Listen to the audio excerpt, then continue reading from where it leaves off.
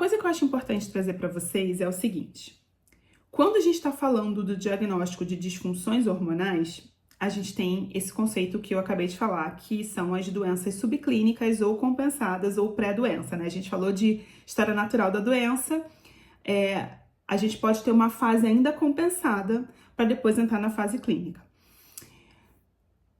Por causa disso, a gente tá vendo por aí muito nas redes e muito, enfim, na medicina, um raciocínio de que se eu tenho um valor de referência que está no limite superior, eu posso otimizar, ou no limite inferior, um hormônio que está no limite, eu posso otimizar jogando isso para o limite superior, tá?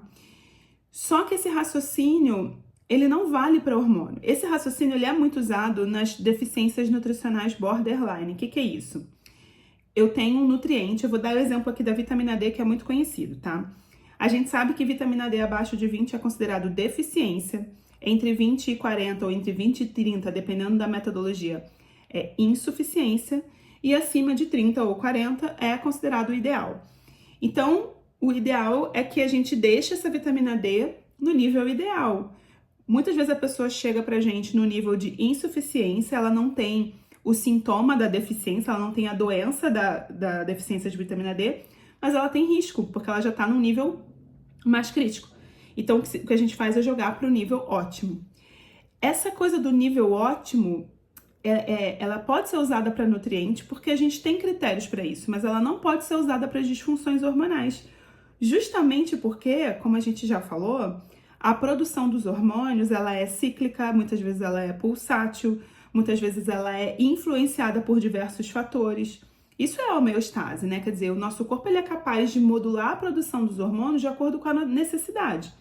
Então, se a pessoa não tem doença, às vezes o que ela tem é uma reação normal a uma situação anormal, às vezes o que ela tem é o corpo tentando se adaptar a uma situação normal, até que essa situação normal melhore e esse corpo possa voltar para o normal.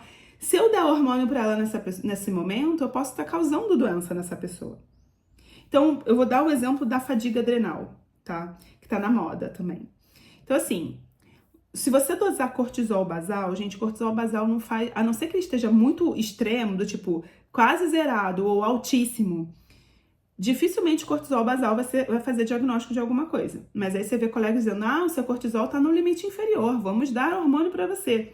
Às vezes o corpo daquela pessoa tá tentando reagir a alguma situação, tá tentando se defender de alguma situação, e aí você vai lá e dá hormônio pra pessoa. Isso não é o ideal, tá?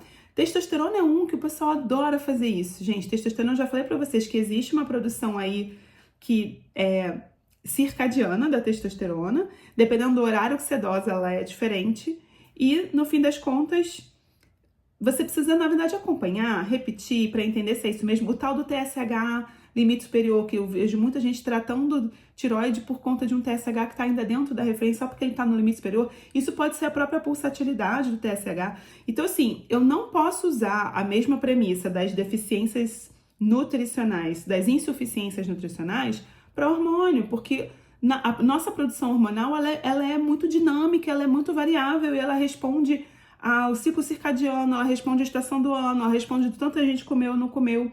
Deu para entender isso, gente? O quanto que isso é importante?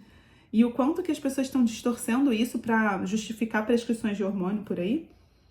Entendeu? Então isso é muito grave e a gente precisa falar sobre isso, né?